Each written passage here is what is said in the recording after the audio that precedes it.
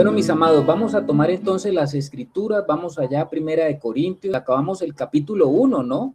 Hemos estado en esta caminata, hemos estado en esta escuela de Cristo caminando, viendo cómo el Señor a través del apóstol Pablo está dándonos grandes verdades. Su espíritu nos trae grandes verdades que son fundamento para nuestra vida, ¿no? Y ahí está el apóstol Pablo dirigiéndose a los corintios, unos hermanos que tenían tantos problemas. Definitivamente donde comenzamos a congregarnos, donde comienza a haber intimidad, donde comienza a haber comunión, pues también comienzan a aparecer problemas. Y no son problemas en razón y en virtud de que el Señor quiera que lo sea, ¿no? Sino que cuando nos juntamos, pues hay una parte de nosotros que todavía está en ese proceso y todos estamos en ese proceso, hermano. Todos estamos en ese proceso y donde hay seres humanos en proceso, pues también hay situaciones interesantes que se presentan. Usted sabe que siempre esas situaciones que se presentan pues son debidas a las diferentes cosas que tenemos todavía en nuestra vida, cosas que están siendo transformadas y que justamente se necesita que los hermanos nos ayuden también a ese proceso de transformación, porque todos tenemos y hemos sido bautizados con el mismo espíritu. Y el espíritu comienza a mostrarnos cosas. Hay cosas que nosotros no nos vemos a nosotros mismos, ¿ah? Hay cosas que nosotros estamos ciegos para esas cosas.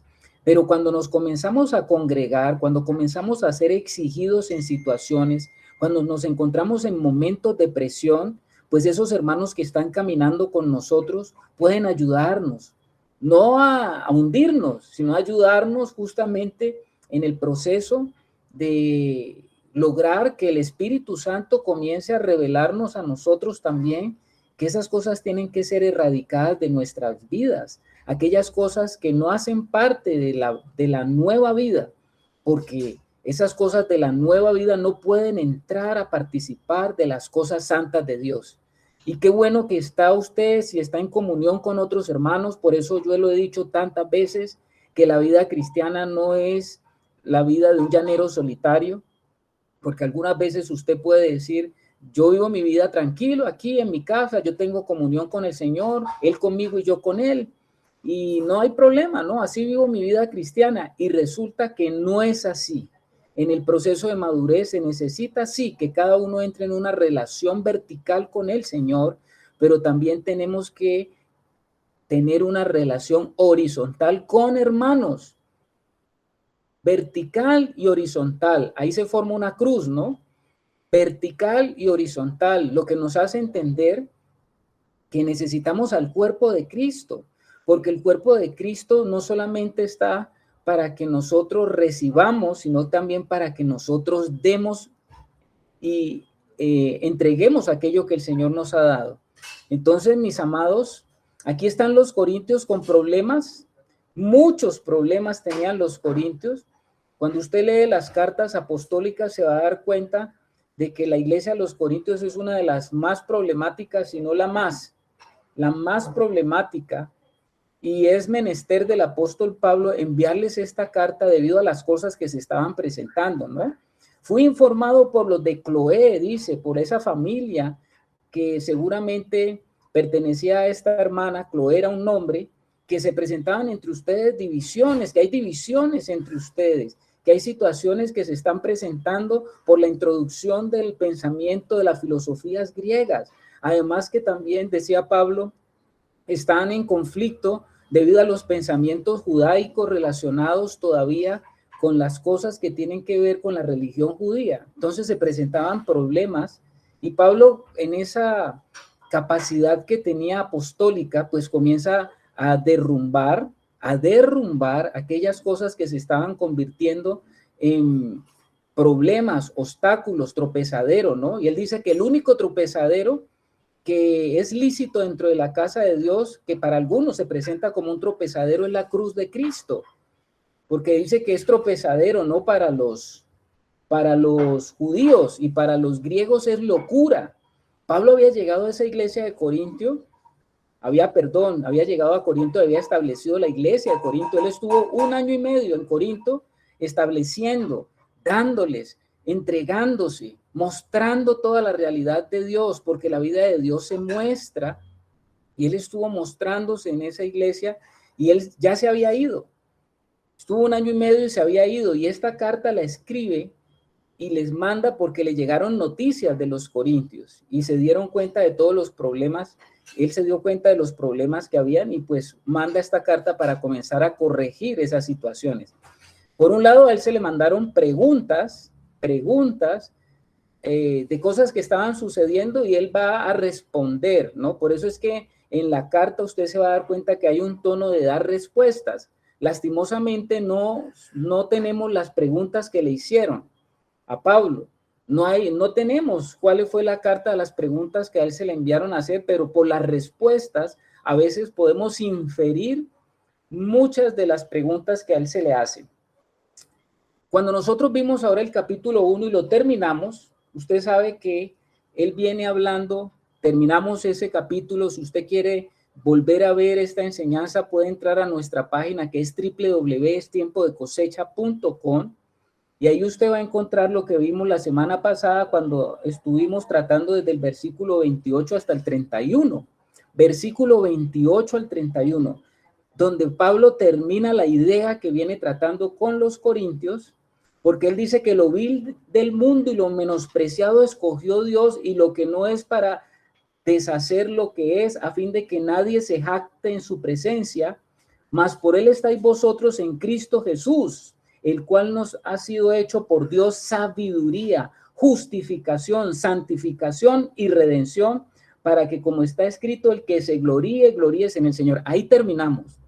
Pablo está aludiendo en ese para el que se gloríe, gloríese en el Señor, a uno de los profetas del Antiguo Testamento que es Jeremías, ¿no? Allá en Jeremías capítulo 9, uno encuentra que Jeremías dice eso y Pablo toma eso como referencia. El Espíritu Santo trae eso. Dice que usted no se puede gloriar, los corintios no se podían gloriar de contar con tantos filósofos en medio de ellos, de las doctrinas filosóficas. Ellos no se podían gloriar de eso. No se podía usted gloriar ni de su sabiduría, ni de sus riquezas, ni de su fuerza, porque estamos hablando del Evangelio de Dios. Y el Evangelio de Dios no tiene nada que ver con la sabiduría humana. El Evangelio de Dios no tiene nada que ver con la fuerza del hombre, la capacidad que tiene el hombre para crear, para elaborar, para hacer.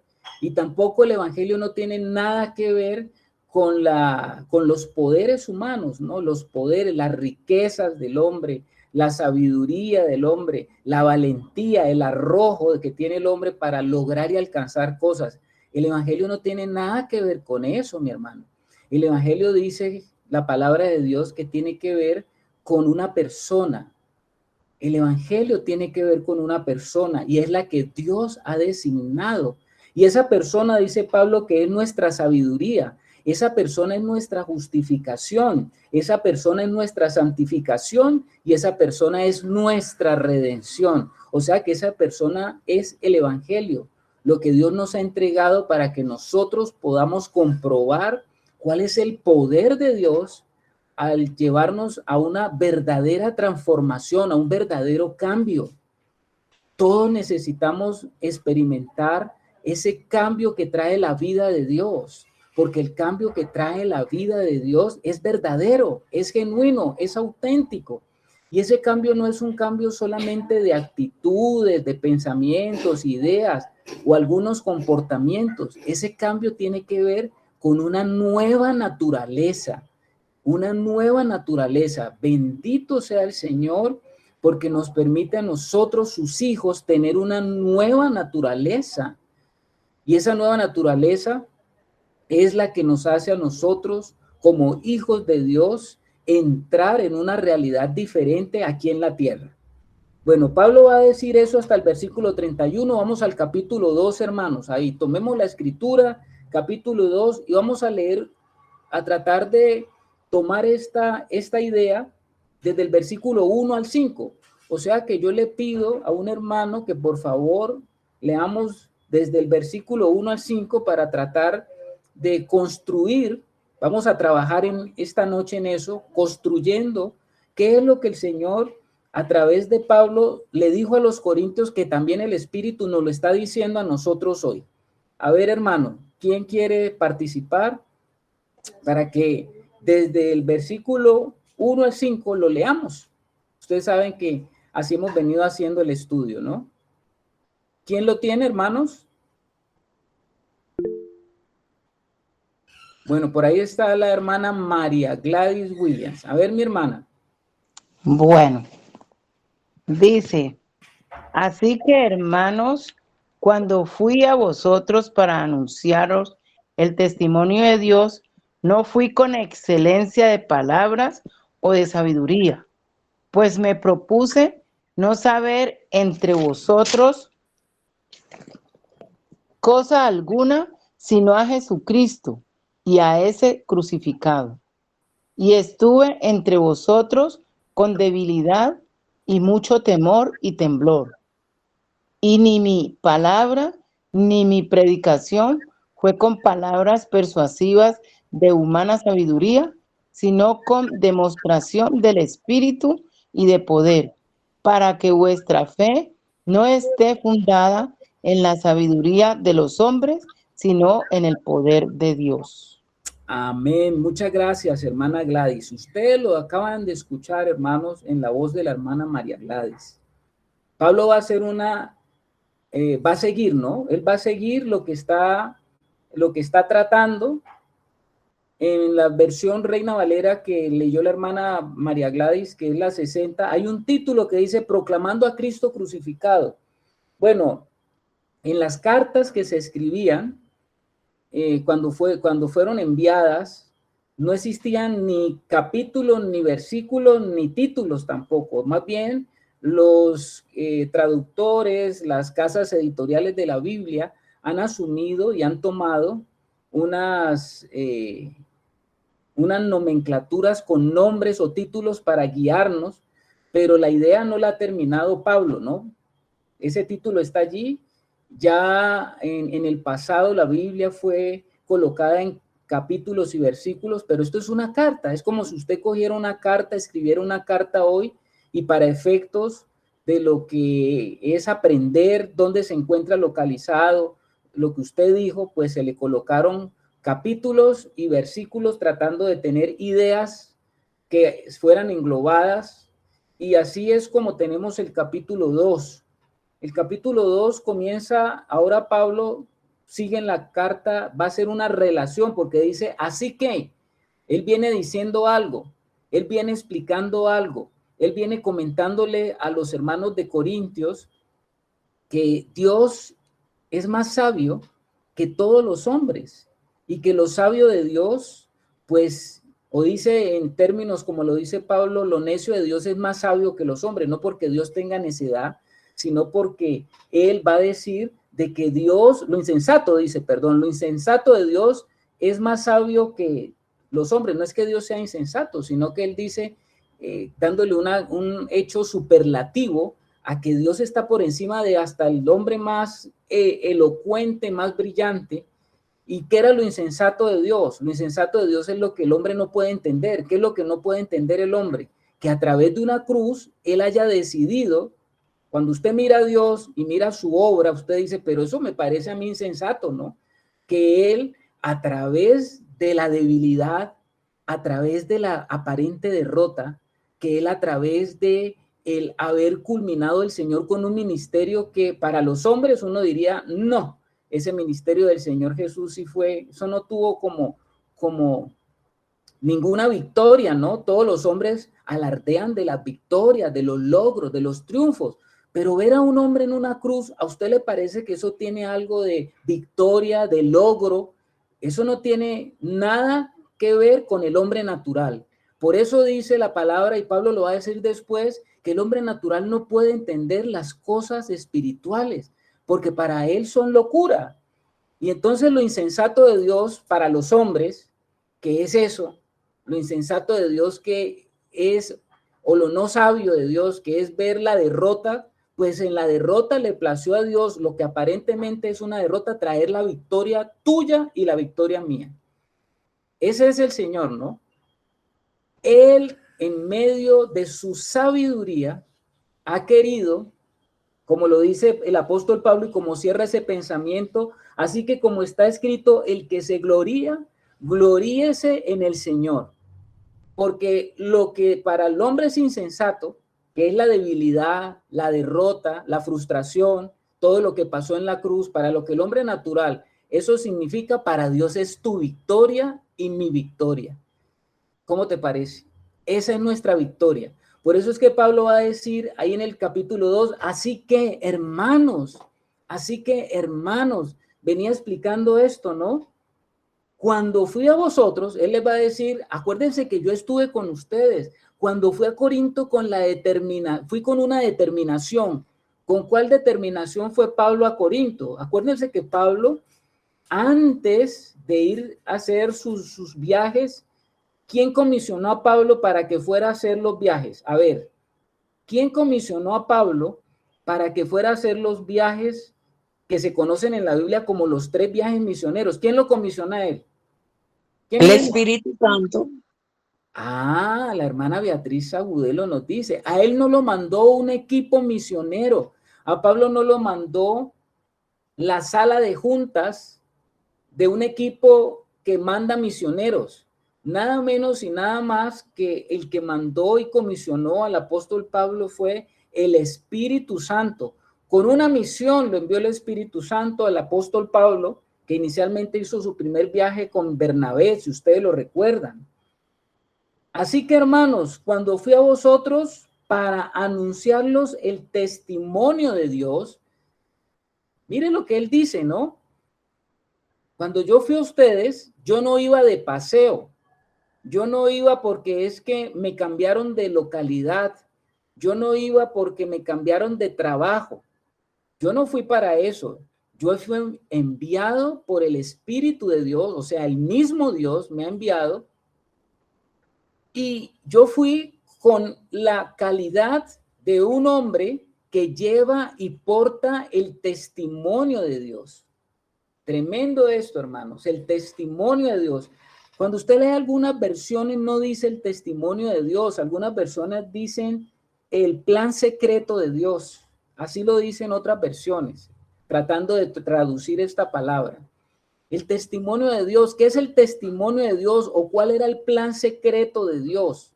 ¿Qué era el secreto que no se había dado a conocer? ¿Sabe cuál era ese secreto? ¿Sabe cuál es el testimonio? El testimonio es la revelación de Jesucristo y dice Pablo, y de este crucificado. Ese es el testimonio de Dios. Entonces él dice, así que hermanos, cuando fui a vosotros para anunciaros el testimonio de Dios, no fui con excelencia de palabras o de sabiduría. Vuelve otra vez Pablo a tocar el asunto. Eso no lo estoy tocando yo. Es el mismo apóstol que lo viene tocando en su carta, ¿no? Él lo que dice es que cuando yo fui a ustedes, les fui a llevar la persona de Jesucristo, el mensaje de la salvación por la persona de Jesucristo. Y cuando yo fui, no fui con discursos que tuvieran algún atractivo, ¿no? Algo atractivo para que ustedes vinieran a escucharme. No fui como lo hacen los filósofos y los sabios griegos que utilizan la famosa retórica para encantar, ¿no? Qué bueno es escuchar a veces a aquellas personas que tienen un discurso, una manera de hablar. Hoy en día, por ejemplo, en muchas congregaciones ya no hay predicadores. Ya no hay predicadores verdaderos del evangelio. En muchas congregaciones hoy lo que encontramos son motivadores. Es así que muchos hijos de Dios van cada 8 días a escuchar un mensaje motivacional, un mensaje bonito, un mensaje halagüeño, un mensaje de superación personal, un mensaje que te habla de cosas que te gustan, ¿no? Que te gustan, cosas dulces que te gustan, que te animan. ¿A qué te animan esas cosas? Si yo te lo pregunto, ¿a qué te animan esas cosas? A participar más de este mundo, a obtener más las cosas de este mundo, a que vivas una vida más arraigada en lo temporal y en lo terrenal. esa vida natural que tenemos todavía esa parte en la naturaleza, tenemos una parte todavía en nuestro interior que se relaciona con esa naturaleza caída, que le gustan esas palabras elocuentes. Hace alguna vez me encontré con una hermana, ella es una médica, y yo tenía una consulta y no la veía hace mucho tiempo, ¿no? Y me la encuentro, y cuando hablo con ella, pues es supremamente necesario que entremos a tocar el terreno espiritual cuando usted sabe que esa hermana compartió con usted, ¿no? La vida espiritual. Y llegamos al tema de la vida espiritual y le dije, bueno, ¿y en qué andas? Y esta hermana me dijo, pues yo estoy yendo aquí en Cali a X congregación y yo estoy contenta. Y yo le dije, ¿estás recibiendo una edificación? Ella me dijo, sí, cada 8 días que yo me reúno, salgo tremendamente motivada, animada, salgo como con las pilas puestas, Carlos. Y me gusta ese predicador porque habla de cosas muy chéveres. Y cuando va pasando la semana, eso sí, como que se me va acabando la batería. Ella me lo confesó, ¿no? Dijo, se me va acabando la batería y yo no espero sino que llegue otra vez el domingo porque necesito recargarme, y con él uno sale recargado de nuevas energías. Hay hasta concepto oriental ahí, el concepto de nuevas energías. ¿Será que el Señor lo que nos está pidiendo a nosotros es que cuando vayamos a escuchar la palabra de Dios salgamos cargados de buenas energías? ¿Será eso, hermanos, lo que el Señor está esperando? ¿Qué dicen ustedes? ¿Será eso, lo de las nuevas energías? Lo dejo para que lo mediten. No. Por allá grita una hermana que no es eso. No, nosotros no vamos a ser recargados. No, nosotros vamos a comer una comida que sirva para nuestra edificación en el Cristo viviente. Eso es otra cosa. Entonces Pablo está diciendo allí que cuando fue por primera vez a predicar el evangelio en Corintio, no se caracterizó él por llevar un mensaje con una elocuencia, con algo que era elegante o atractivo, ¿no? Lo que el apóstol alude es que él fue a predicar, o que no fue a predicar con algo estudiado, con una selección de palabras o con oraciones elegantemente construidas, ni con esa habilidad natural del hombre discursivo, ¿no? O argumentativo. Ustedes saben que a los griegos les encantaba eso, ¿no? Hay tremendos discursos y tremendos ensayos que hablan de los discursos griegos, de cómo ellos enseñan el arte de la elocuencia y de la retórica.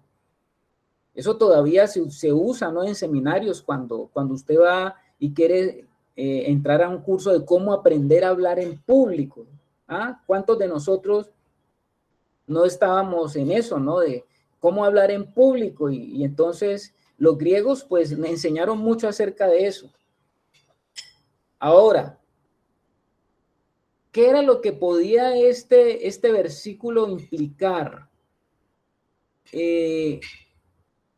Seguramente muchos corintios habían llegado a la conclusión de que la verdadera prueba de que alguien venía de Dios o estaba inspirado era la capacidad de hablar con elocuencia o de tener un discurso persuasivo, ¿no? Muchos seguramente estaban diciéndose, bueno, eso que dijo Pablo seguramente ha influenciado tanto a los corintios es porque él fue con algo de un discurso persuasivo.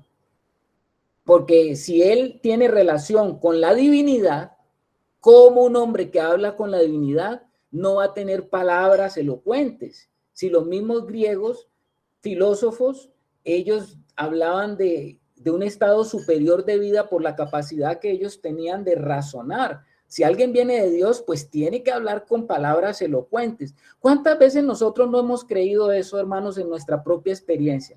¿Cuántas veces cuando usted ha ido a hablar del evangelio, muchas personas cuando hablamos, usted habla del evangelio, no, es que yo no sé nada, yo no, hermano, es que yo no puedo hablar todavía porque es que todavía me falta mucho, Esa es la explicación que dan muchos hermanos, ¿no? Me falta mucho todavía, no hablo bien, yo no sé mucho, yo no entiendo muchas cosas. Es que la Biblia es tan compleja que yo me enredo de pronto. Yo no hablo mucho de eso porque me da como cierto temor. Algunos hermanos dicen eso, ¿no? Mucho más cuando se enfrentan, por ejemplo, a personas que tienen un mayor nivel educativo. No, ¿cómo yo voy a hablar con ese médico? ¿Qué le voy a decir yo? ¿Qué le voy a decir a ese ingeniero? ¿Qué le puedo decir yo a este hombre que es profesor en la universidad? ¿Te ha pasado eso, hermano? ¿Tú crees que el evangelio está centrado en cómo le vas a hablar a una persona de esas? ¿Cómo tú vas a abordarlo? No, hermano. Eso no es lo que dice, y eso no es lo que el evangelio nos convida, el evangelio nos llama a nosotros a predicarlo, pero ¿desde qué perspectiva? Desde una elocuencia, pues lo que Pablo justamente va a decir aquí es lo contrario, ¿no? Entonces, ¿qué era lo que le interesaba a Pablo? Así que, hermanos, cuando fui a vosotros para anunciarlos el testimonio de Dios, no fui con excelencia de palabras o de sabiduría. Entonces, ¿con qué fue Pablo? Si no fue con excelencia de palabras ni de sabiduría.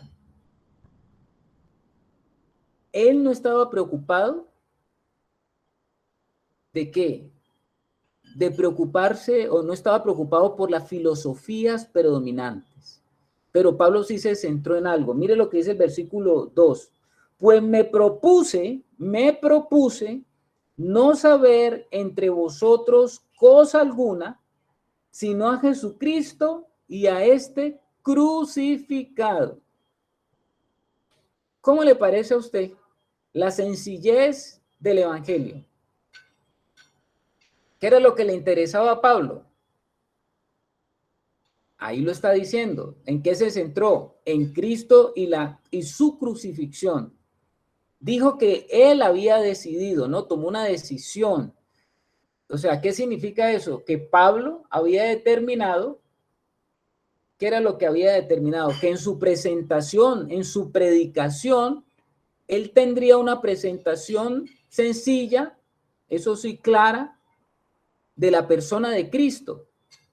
¿Qué debería incluir la predicación de Pablo? Según lo que nos está diciendo allí, pues debería incluir la obra redentora que abarca la muerte, o sea, la crucifixión y también la resurrección. O sea, Pablo quería asegurarse de que no se sintieran atraídos por palabras que los entretuvieran. ¿Cómo le parece a ustedes, hermano? Muerte, la obra de Cristo, la crucifixión y la resurrección. Sencillo, ¿no? A veces nosotros cuando vamos a compartir el evangelio y yo qué digo aquí, y usted comienza a hablar de por allá, del Génesis, de la creación, bueno, comienza a hablar de todo un poco de cosas, pero nosotros si vamos a ser puntuales y enfocados en lo que el Espíritu Santo quiere comunicar, pues eso es lo sencillo del evangelio, ¿no? Porque lo sencillo del evangelio está centrado en la obra redentora del Señor Jesús, su muerte en la cruz, su resurrección, y eso para el cambio y la transformación de toda la vida que lo reciba. Entonces dice ahora que él expone el evangelio de una manera muy simple. Ahora, no quiere decir de que porque fuera simple, su predicación no incluía de pronto argumentos espirituales, ¿no? Argumentos espirituales bíblicos y lógicos.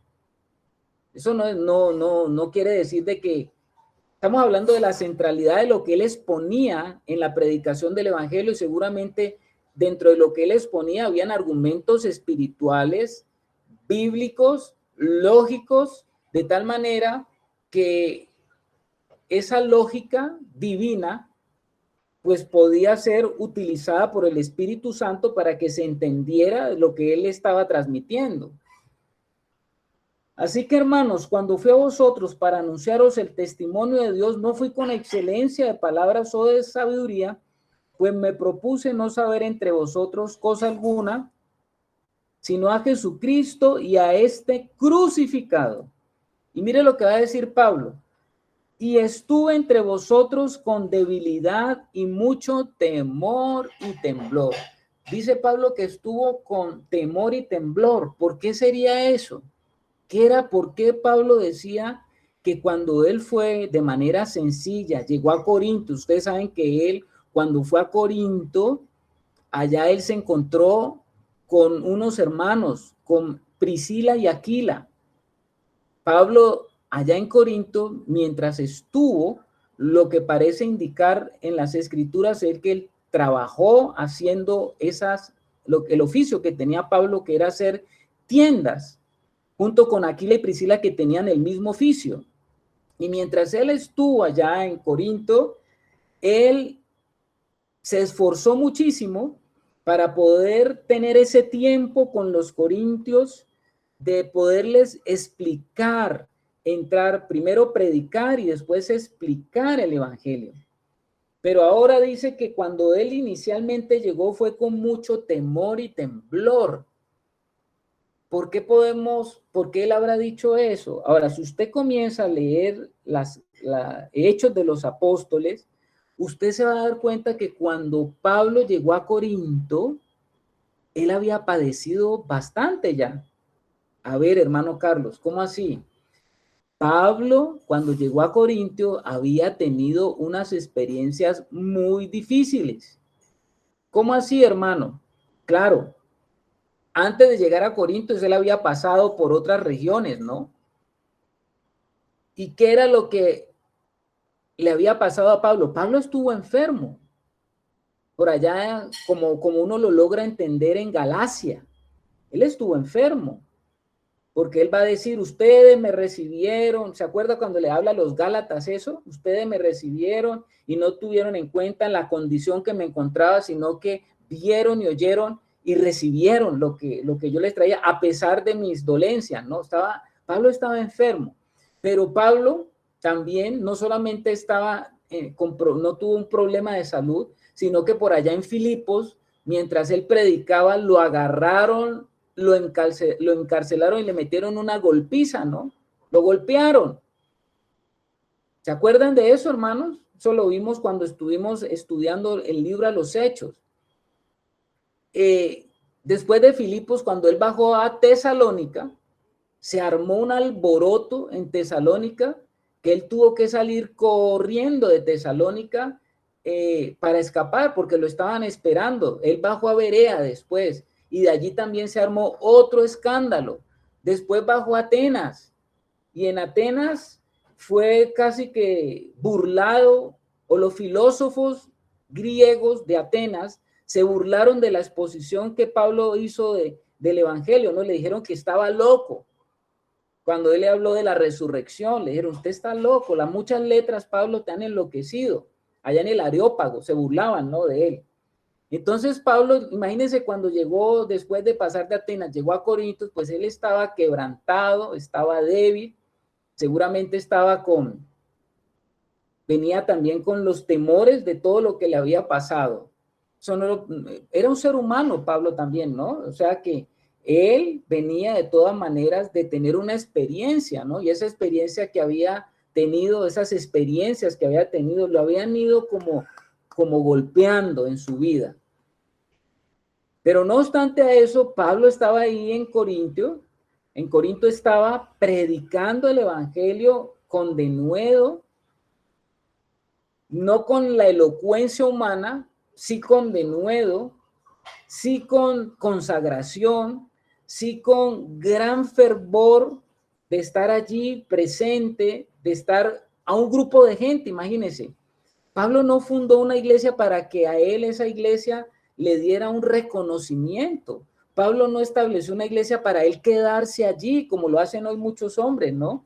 Pablo no estableció una iglesia para que él fuera ovacionado o reconocido como el gran apóstol. Cuando ustedes leen la carta de Corintios más adelante, en Corintios usted se da cuenta que hasta dudaban muchos del apostolado de Pablo. No, Pablo no estaba buscando nada de los hombres, verdaderamente estaba buscando que la obra de Dios se estableciera. Eso era lo que había en el corazón de Pablo. Ahora, ¿cómo tenía que establecerse la obra de Dios? Dice allí la palabra: y estuve entre vosotros con debilidad y mucho temblor, y ni mi palabra ni mi predicación fueron con palabras persuasivas de humana sabiduría, sino con demostración del Espíritu y de poder. A ver, ¿qué es lo que va a decir ahí Pablo? Bueno, cuando yo estuve en medio de ustedes, yo estuve durante 1 año y medio. No solamente los traje, los engendré en el Evangelio, los engendré como un padre espiritual a ustedes, porque les traje la vida de Cristo y los comencé a cimentar en esa vida. Les permití la realidad del nuevo nacimiento, pero también los comencé a cimentar en esa vida, porque Pablo tenía esa orden de mentalidad apostólica. No solamente era ir, dejar, evangelizar a un poco de gente e irse. ¿Por qué se quedó Pablo 1 año y medio allí con ellos? ¿Ustedes qué piensan? ¿Por qué se quedó 1 año y medio? ¿Por qué no fue, predicó el evangelio y se fue para otro lado? ¿Qué creen ustedes? ¿Por qué se quedó? A ver, hermano Germán. Pues es como tener un hijo y tirarlo a que él no sepa absolutamente nada de la vida y tirarlo a que él se defienda solo. Como engendrar un hijo y no formarlo, pues no lo va a capacitar para que él, no lo va a preparar para que él sepa cómo va a vivir su vida. Sí, señor. Esa es una mentalidad apostólica. Engendró, pero no dejó tirados, como dice el hermano Germán, sino como él fue allí un hombre que comenzó como un padre, algo parecido a lo que les dijo a los de Tesalónica, ¿no? Como un padre, por un lado, en la guianza, en la amonestación. También le hablaba a los de Tesalónica que como una madre, por otro lado. Ese es el pensamiento apostólico, como un padre, por un lado, pero como una madre, el que recoge, el que lo mantiene allí, el que alimenta, la que está allí. O sea, de las dos características tiene esa mentalidad. Y él dice, cuando yo fui con ustedes, estuve con ustedes, y ni mi palabra, ni mi predicación fue con palabras persuasivas de humana sabiduría, sino con demostración del Espíritu y de poder. O sea, seguramente en la educación, en lo que estaba impartiendo Pablo, en sus predicaciones, en sus enseñanzas, él utilizó, ¿qué utilizó Pablo? Pues él tenía, muchos de los que se convirtieron eran judíos, porque él primero, acuérdense que llegó, como lo vimos cuando hicimos la introducción aquí a Corintios, ustedes saben que él al primer lugar donde siempre llegaba cuando iba a un lugar era la sinagoga. Y de la sinagoga salieron los judíos que creyeron en el evangelio. Entonces, lo que seguramente él utilizó en la parte de su enseñanza, pues fueron los escritos del Antiguo Testamento. Esos escritos del Antiguo Testamento que contenían verdades, demostración de verdades que Pablo transmitía, porque usted no puede separar y decir el Antiguo Testamento no sirve, ¿no? No, el Espíritu Santo de todo lo que nos ha dicho a través de la Escritura es toda la Escritura, y por supuesto que el Antiguo Testamento hace parte de toda la Escritura, y en ese momento no estaba el Nuevo Testamento, ¿no?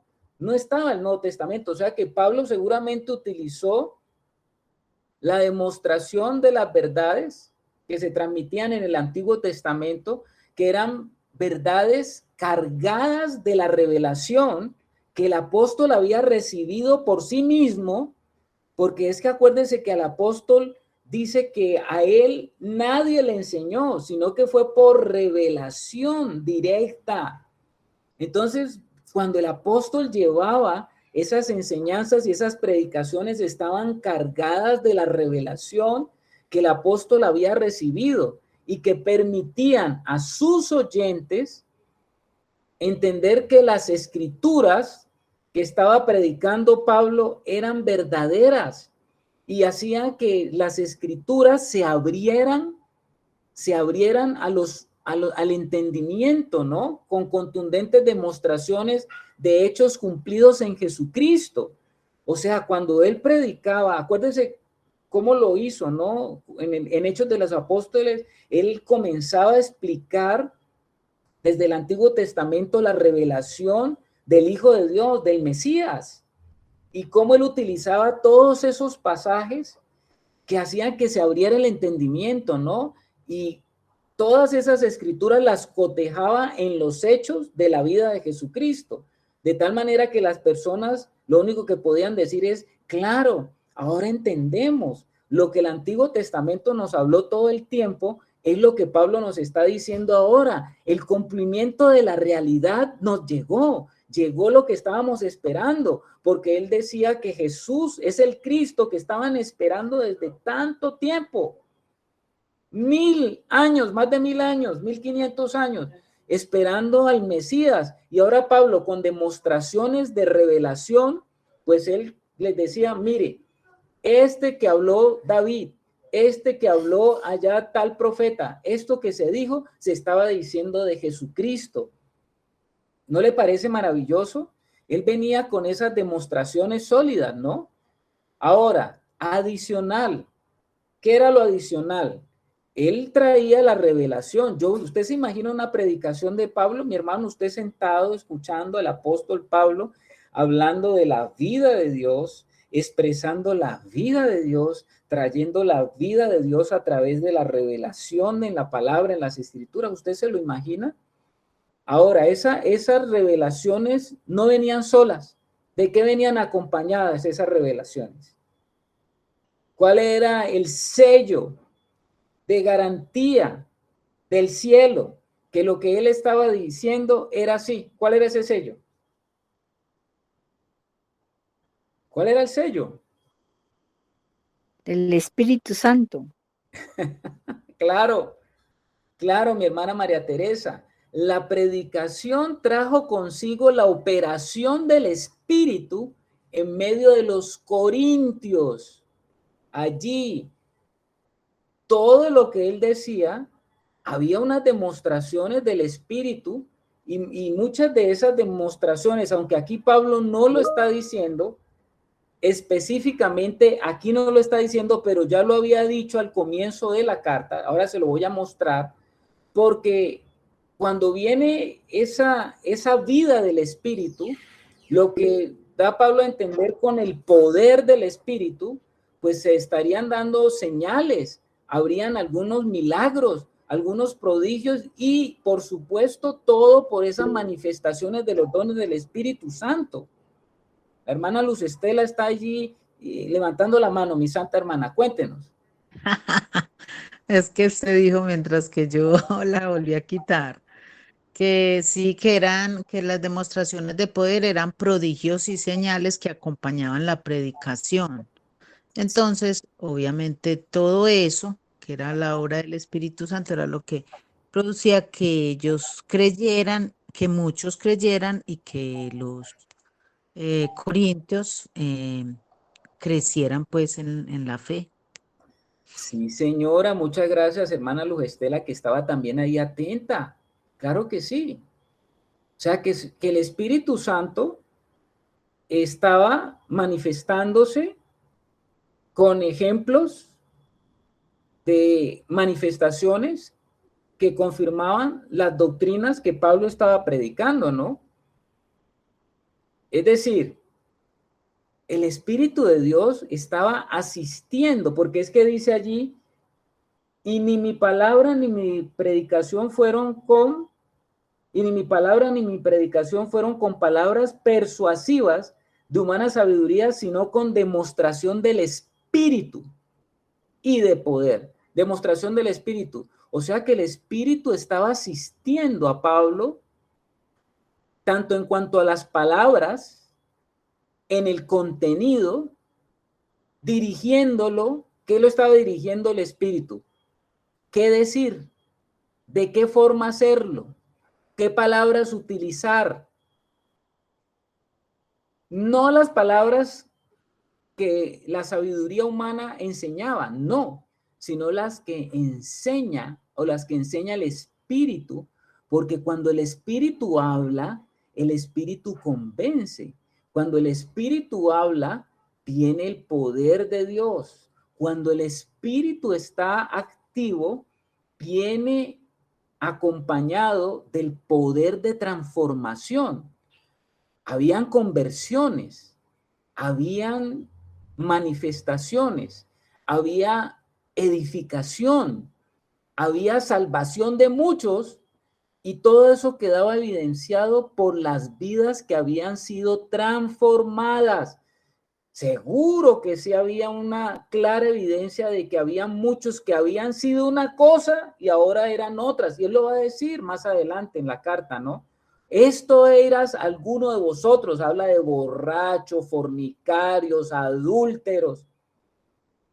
En muchos se evidenciaba ese poder transformador de la vida de Dios. ¿Se da cuenta? A ver, hoy en día, ¿cuánto se gasta el hombre en tratar de transformar a una persona que es adicta a un vicio? ¿Cuánto se gasta usted en meter a un muchacho a un centro de terapia de rehabilitación? Y casi que, como la otra vez fui con mis hijos, los llevé a él como una enseñanza a un centro de estos de rehabilitación de jóvenes que estaban en drogadicción, que llevaban algunos mucho tiempo, ¿no? Y entonces yo me acerqué al dueño de la fundación y yo le dije, bueno, sinceramente, dígame usted, ¿cuántos de los muchachos que están aquí en este proceso donde tienen trabajadores sociales, psicólogos, terapistas ocupacionales, todo ese tipo de profesionales para ver algo en una persona? Dígame, de todas las personas, ¿hay alguna proporción que usted me podría dar de cuántos verdaderamente salen con la esperanza de que sí se puede pasar algo en esa vida? Entonces él me decía, le voy a ser sincero, de 10 personas que vengan aquí a un centro de rehabilitación, de 10, 1 o 2 a lo sumo. 1 o 2 salen con una esperanza que va a pasar algo positivo en esa vida. ¿Cómo le parece a usted, mi hermano? ¿Cómo le parece a usted? Y eso me lo dijo, ¿no? Una persona que trabaja en ese asunto. Pero Pablo estaba diciendo aquí otra cosa. ¿Qué era lo que estaba diciendo Pablo?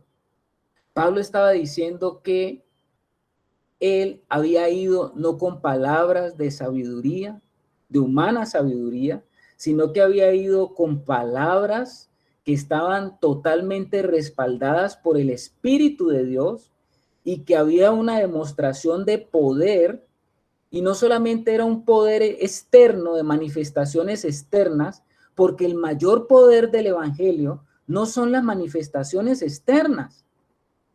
A ver, hermano, ¿cómo así?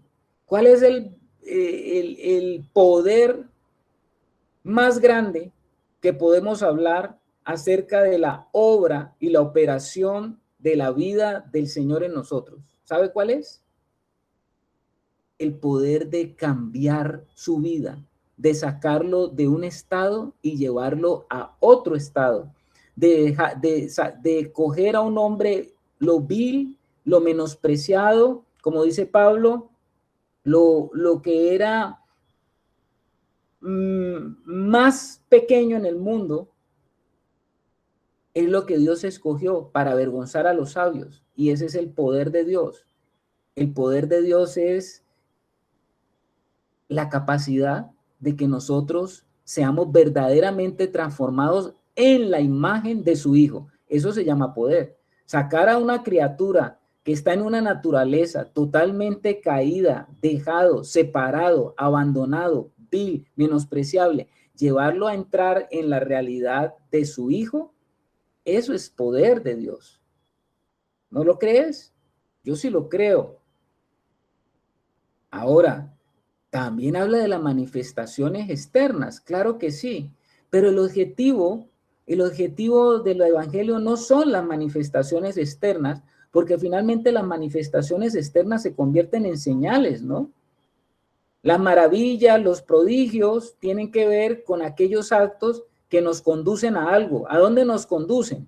¿A dónde nos conducen, hermanos? ¿Quién puede decirme eso? ¿A dónde nos conducen? A la fe, a creer. ¿A creer en quién? A Cristo. Exactamente. Nos conducen a Cristo. A Cristo me conducen, ¿no? Para que yo pueda entender que en Él está todo lo que yo requiero y necesito. Hermano Germán. Sí, es que estaba meditando, mi hermano, sobre la proporción de las personas que te decía esta persona de esa fundación, que se recuperan, ¿no? Con todas estas terapias y con todas estas cosas que se hacen, que de 10, 1, 2, a cuando mucho, pero pues aún así, recuperándose esa persona de esa adicción, uno ve que generalmente cuando las personas caen en un nivel muy bajo porque crean dependencia de algo, pues logran salir con su propio esfuerzo o con la motivación que otros le dan, pero muchas veces como que se cambia de pecado o se cambia de dependencia de otra cosa. De pronto tu Dios era el alcohol, tu Dios era las drogas, pero te sacan de esa situación, pero también creas dependencia de otra cosa para soltar ese Dios.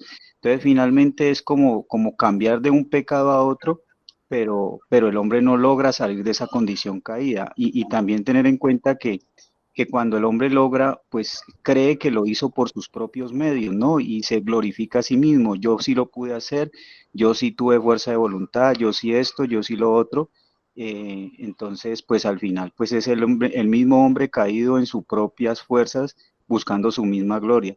Yo recuerdo que cuando recién conocí al Señor, le estaba predicando a alguien y me dijo, no, usted no necesita meterse en ese cuento. Usted tiene que tener fuerza de voluntad para cambiar y salir adelante y verá que usted lo puede hacer. Entonces a mí me llamó mucho la atención eso, ¿no? Entonces como el hombre en sus propias fuerzas cree que tiene el poder para cambiar su vida. ¿De qué me sirve a mí lograr todas esas cosas si al final no reconozco a Dios en mi vida y sigo en la misma condenación? Amén, hermano. Así es. Generalmente las personas que salen más llenos de orgullo, ¿no? Más llenos de orgullo que de realidad espiritual. Salen más llenos de orgullo al decir, lo logré, lo hice. Si yo lo logré, usted también puede lograrlo. Y generalmente salen con esa capacidad, ¿no? No salen, no salen con un espíritu quebrantado y humillado reconociendo. Justamente al día de ayer, creo que fue, eh, estaba viendo y lo comenté, hice un comentario de un noticiero, lo comenté en el discipulado, estaba viendo yo un noticiero de hasta dónde llega el orgullo humano. ¿Cómo le parece que una jovencita en el noticiero la estaban entrevistando porque ella quería y estaba propugnando para que en Colombia liberen esto se llama el suicidio asistido? Suicidio asistido. Y yo digo, ¿qué? Yo no había escuchado eso. Pues uno ha escuchado el término eutanasia, pero la eutanasia finalmente es el deseo de una persona que está con una enfermedad terminal, que ya se está desgastando, se está acabando, y que pide que los médicos le apliquen la muerte, ¿no? O le den la muerte. Pero yo no había oído porque suicidio asistido no es lo mismo. Parece que el suicidio asistido es que usted quiere suicidarse usted en presencia de un médico. El médico no actúa allí, sino que le pasa todos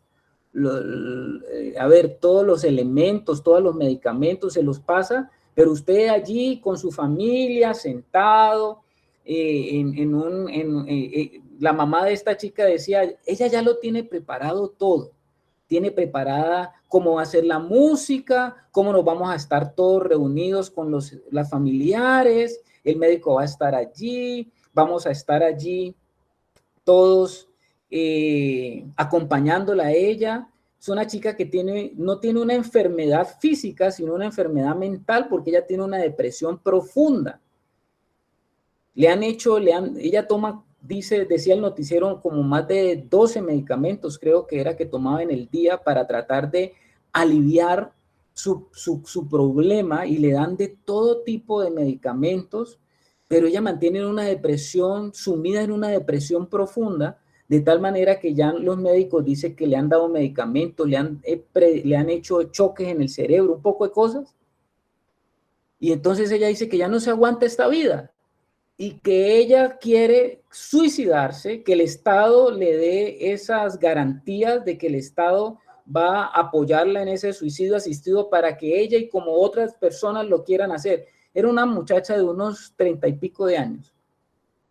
Finalmente, cuando el entrevistador le dice, ¿y usted qué piensa de la muerte? ¿Qué piensa de Dios? Dice, yo no pienso en eso porque yo no creo en Dios. Yo no tengo a Dios y yo lo único que tengo es a mi familia y en esa es la que yo me centro mi vida. Imagínese usted, ¿hasta dónde llega el orgullo humano? Por Dios, ¿hasta dónde llega el orgullo? Porque a usted le parece que es enfermedad, pero ¿sabe cómo se llama esa enfermedad? Altivez y orgullo. Altivez y orgullo, de no reconocer a Dios. ¿Estamos, hermanos? Falta Dios en esa vida. Falta Jesucristo. Dios, falta Dios en esa vida. Falta Dios en esa vida. Pero para poder llegar a Dios tenemos que ser humillados, en humildad. No en que ella decía, yo tomo la decisión de acabar con mi vida. ¿Y cuál es el problema? Si los psicólogos me han dicho que esa también debe ser una elección, la capacidad de tomar el poder de decidir sobre tu propia vida es un derecho que tú tienes. Imagínense usted lo que está pasando en este mundo, ¿no? Unos queriendo la muerte asistida y que el Estado le dé los medicamentos y todo, y otros muriéndose porque el Estado no le da los medicamentos para la vida. Esto es una locura, hermano Harold. Sí, buenas noches, hermanos. El problema ahí es que eso no lo considera, en este Estado de Derecho no está autorizado. El problema es que cuando lleguen a autorizar eso, usted se imagina a todos estos muchachos pidiendo hacer eso, hermano. Pues ni me lo imagino, porque seguramente va a ser así, ¿no? Seguramente eso, estamos en una locura aquí, eso es en todo el mundo, no solamente aquí en Colombia. Por lo que le digo, en este momento muchas personas están muriéndose por falta de medicina, esa es la realidad, se están muriendo. Y otros están queriéndose morir, pero que le den la medicina es para morirse y que eso tiene que... Ella decía que eso tenía que lucharse en el Congreso y todo eso. Esto es una locura. Pero ¿qué es lo que quiero decir aquí, mis hermanos? El apóstol Pablo está diciendo que él fue con demostración, estábamos hablando de eso. Mire usted 1 Corintios 1:7 para refrescar un poquito lo que les había dicho, que él había demostrado ya eso en su carta en 1 Corintios 1:7. Él ya había hecho mención a esto. Leámoslo, por favor. ¿Quién me lo lee? Amén. Dice así, de tal manera que nada os falta en ningún don, esperando la manifestación de nuestro Señor Jesucristo. ¿Qué estaba reconociendo Pablo en los Corintios, hermano Adelmo? Usted que lo acaba de leer. ¿Qué estaba reconociendo Pablo en los Corintios? Que en Jesucristo estamos completos. Está demostrándoles que en Él no nos falta nada. Que tenían dones. Exactamente, que no le faltaba ¿qué? Ningún don, lo está diciendo. Y cuando usted ve la carta a los Corintios, usted va más adelante a darse cuenta de el gran problema que se estaba presentando en la iglesia por las manifestaciones de los dones que ellos tenían dentro de las reuniones y que eran manifestaciones que estaban generando un desorden, porque los corintios, a pesar de que tenían dones espirituales, su vida en crecimiento, en madurez, estaba lejos de poder ayudarles a ellos en el proceso del verdadero crecimiento espiritual. O sea que no necesariamente la manifestación de un don habla de madurez espiritual, y eso lo vamos a tratar más adelante, porque Pablo va a introducir ahora el concepto de madurez espiritual, ya lo vamos a ver. Entonces, mire lo que él dice: para que vuestra fe no esté fundada, estamos en el versículo 5, ¿no? Estamos en el versículo 5. Para que vuestra fe no esté fundada en la sabiduría de los hombres, sino en el poder de Dios. Otra vez Pablo está haciendo esa analogía entre la sabiduría humana, que es antagónica a la sabiduría de Dios. ¿Por qué él está remarcando tanto eso de la sabiduría humana y la sabiduría de Dios? Porque seguramente era uno de los problemas que tenían los corintios, ¿no? Influenciados por la filosofía. Mire usted, dice, para que vuestra fe no esté, ese estar que aparece allí, el verbo estar, la palabra griega, la mejor traducción sería, o se está refiriendo al consistir. O sea, el significado es que los corintios obtuvieron la ventaja de que Pablo les predicara a Cristo sin depender de la sabiduría humana y confiando únicamente en la influencia del Espíritu, de modo que su fe no estuviera fundamentada en los hombres, sino en Dios. Ahora, ¿qué pasaría? ¿Qué hubiera pasado si la predicación del apóstol Pablo se hubiera basado en el poder de la elocuencia? ¿Qué hubiera pasado, hermanos? Si esa predicación hubiese sido exclusivamente basado en el carisma natural del apóstol Pablo, en la elocuencia natural del apóstol Pablo, en la capacidad natural del apóstol Pablo, ¿qué había pasado? ¿Qué creen ustedes que había pasado? Pregunta para ustedes, ¿no? ¿Quién me da la respuesta? ¿Me hice entender en la pregunta? Hermano Germán. Carlitos, pues pienso yo que habían puesto los ojos era en él y no en el Señor. Número 1, había centrado a todos los hermanos en él. Y número 2, ¿qué hubiera pasado también? Pues que nada de los cambios ni de las transformaciones habían sido posibles, ¿no? Porque había sido el apóstol Pablo solamente un instrumento para llevar una palabrería, pero en realidad no había pasado nada. De pronto hubiera hablado mucho a palabrería de cambio, pero no había pasado nada. A veces se habla mucho de cambio y no pasa nada, no hay ningún verdadero cambio. Pero es que Pablo estaba sustentando el cambio era en el poder de Dios. Por eso es que él decía que su mensaje estaba sustentado en el poder de Dios. ¿Estamos, hermanos? Hermano Aldemar. Estoy acá, hermano. Yo acá al frente del computador del hermano Aldemar.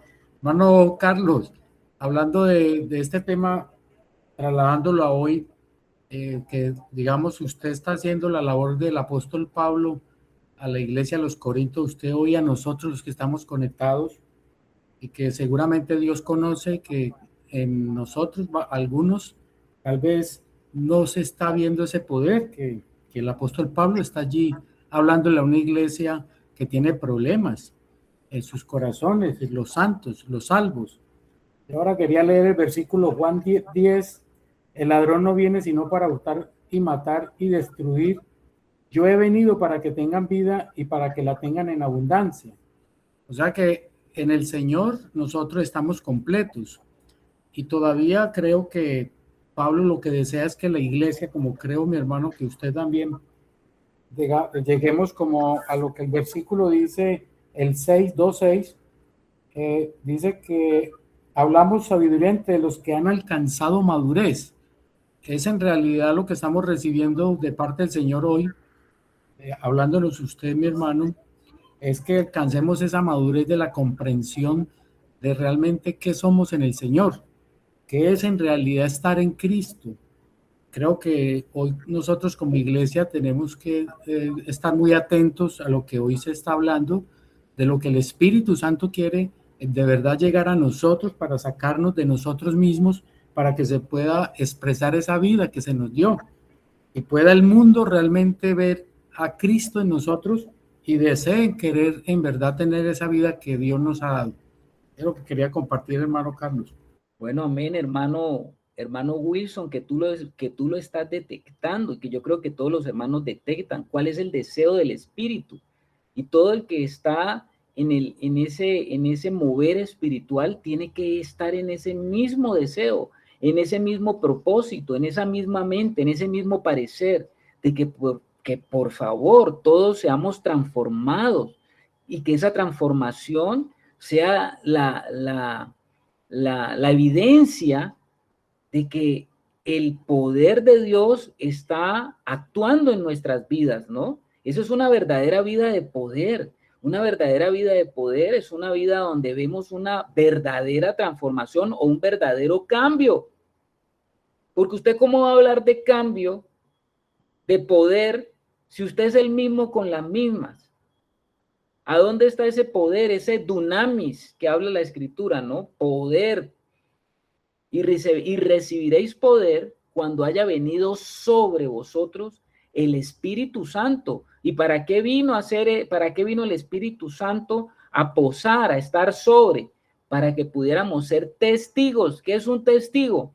Pues un testigo es alguien que dice, venga y vea, venga experimente, venga toque, venga palpe, venga únase, venga entre en la realidad en la cual yo estoy. Porque si no, entonces es testigo de qué, hermano, de qué es testigo usted, de que usted canta bonito, de que lee bastante la Biblia, de que hay una congregación donde ahora hay 1000 miembros y eran apenas 3. ¿De qué es testigo usted? ¿Ese es el testimonio? ¿Ese es el testimonio que usted da del Señor? ¿O usted puede decir, yo quiero hablarle sobre lo que Dios ha hecho en mi vida, quiero mostrarle qué es lo que Dios ha hecho en mi vida? La hermana Maite, que levantó la mano. Sí, Carlitos, hermanos, justamente eso es tan importante en nuestra vida, el poder nosotros en nuestro caminar ser testimonio, porque si yo voy a hablar de Cristo, yo no puedo solamente hablar de un conocimiento, sino también tengo que hablar de vida y de la experiencia que yo he tenido en Él y del cambio que hemos tenido en Él. Porque de lo contrario, pues vanas son las palabras, seríamos un coach más, un motivador más, pero de eso no se trata es de vida, porque la palabra es vida. Y como decía el apóstol Pablo también, pues él manifestaba en la carta de los Efesios, cuando él le hablaba a los Efesios y les manifestaba, pues que el Señor el Padre Celestial nos había escogido a nosotros antes de la fundación del mundo. Y ahí les revelaba, ¿no? Y que hemos sido también aceptos al amado.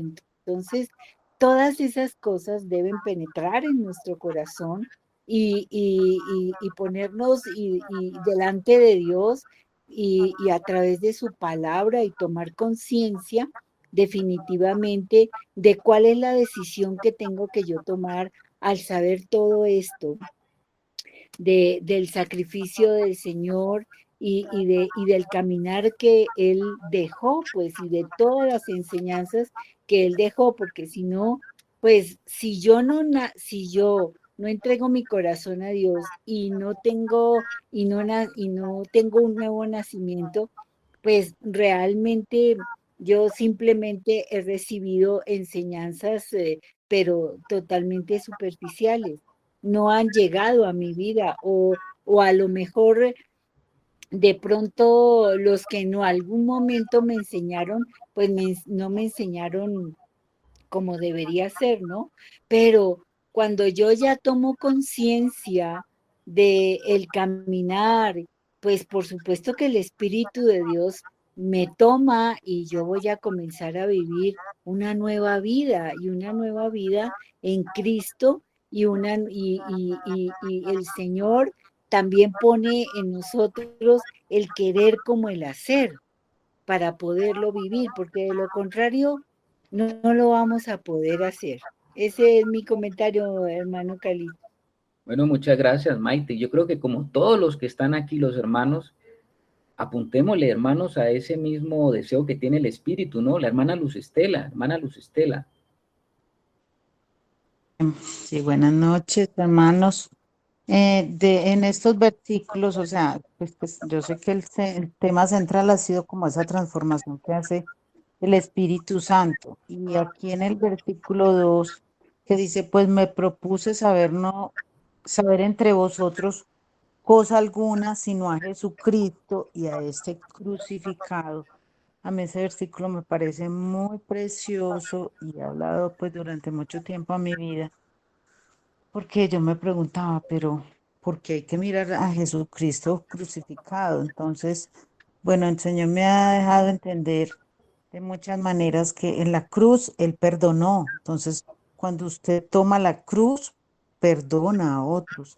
En la cruz también abandonamos todo esa, porque mire que Él también nos ha dicho que Él no habló con sus propias palabras de sabiduría, sino con la sabiduría que viene del Señor. Entonces, si tomamos la cruz, también renunciamos a todo eso que uno cree que sabe y resulta que no sabe, porque si no es revelado por el Espíritu Santo, entonces no es el verdadero saber, es el que Él nos deja ver.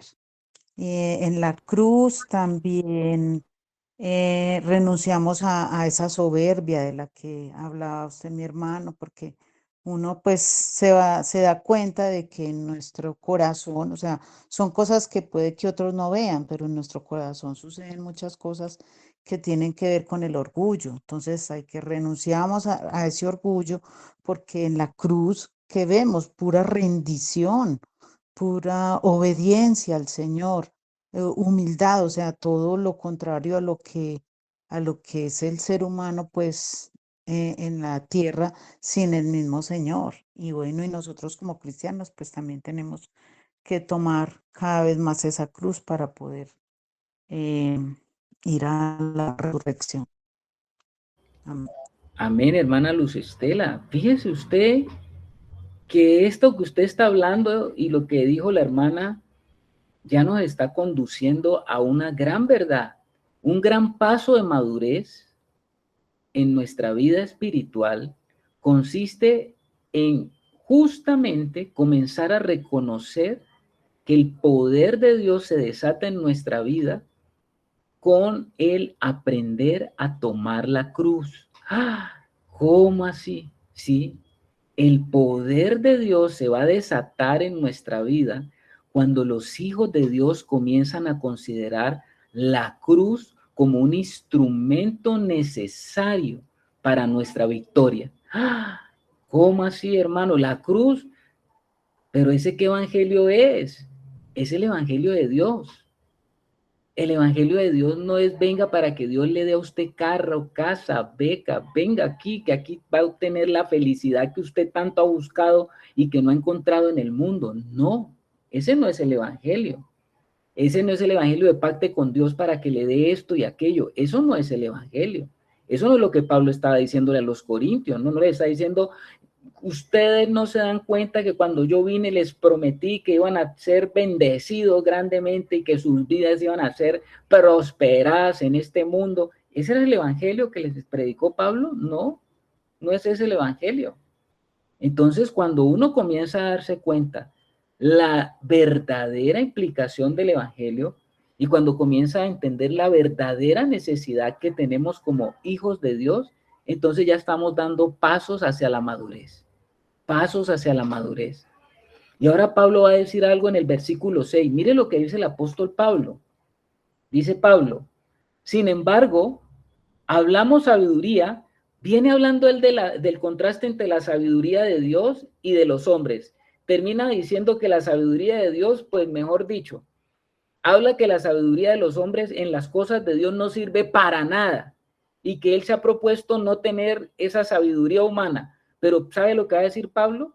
Pero les voy a decir una cosa, porque dice, sin embargo, hablamos sabiduría entre los que han alcanzado madurez y sabiduría no de este siglo, ni de los príncipes de este siglo que perecen. Oiga lo que está diciendo Pablo, hermano. Él está diciendo, bueno, ¿ustedes quieren que yo les hable un poquito de verdadera sabiduría? Ya les cogí la sabiduría de los griegos y se las puse allá en el piso, porque yo les estoy diciendo que no vine con palabras de sabiduría. Pero si en verdad fuera a utilizar la sabiduría, esta sabiduría muchos de ustedes no me la podrían entender. Pablo rechazó la sabiduría del mundo y no la consideraba una herramienta útil para nada en las cosas del evangelio. Ya, eso no, nada tiene que ver. ¿Qué es lo que estaba diciendo Pablo? Que en el momento de que una persona llegue a la fe en Cristo, que el Espíritu de Dios habite en esa persona y esa persona avance hacia la madurez espiritual, entonces esa persona sí que podrá indagar y analizar las verdades más complicadas que provienen de la sabiduría de Dios, o sea, la que viene de arriba. ¿Me entendió, hermano? Yo creo que sí. ¿Sí estamos o no estamos? Él lo que está diciendo es, bueno, sin embargo, hablamos sabiduría. Si ustedes quieren que yo les hable en sabiduría, yo les puedo hablar a ustedes en sabiduría, pero no la sabiduría que los mantiene a ustedes hipnotizados, la elocuencia de los filósofos de este mundo. Esa sabiduría, dice Pablo, eso es basura. Yo puedo hablar de la sabiduría y de hecho he hablado muchas veces sabiduría entre los que han alcanzado madurez. Una vez que nosotros estemos avanzando en el camino y la propuesta de Dios, que estemos en esa dependencia del Señor, una vez que entendamos esto que hablamos ahora de la cruz, usted ya comienza a ser preparado para una nueva promoción. Usted va a ser promovido, yo voy a ser promovido. Y somos promovidos cuando comenzamos a decir, oiga, la cruz es importante en mi vida. Oiga, hábleme más de eso. Oiga, ¿qué es esto del evangelio de la cruz? Oiga, ¿cómo así? ¿Esto qué tiene que ver conmigo?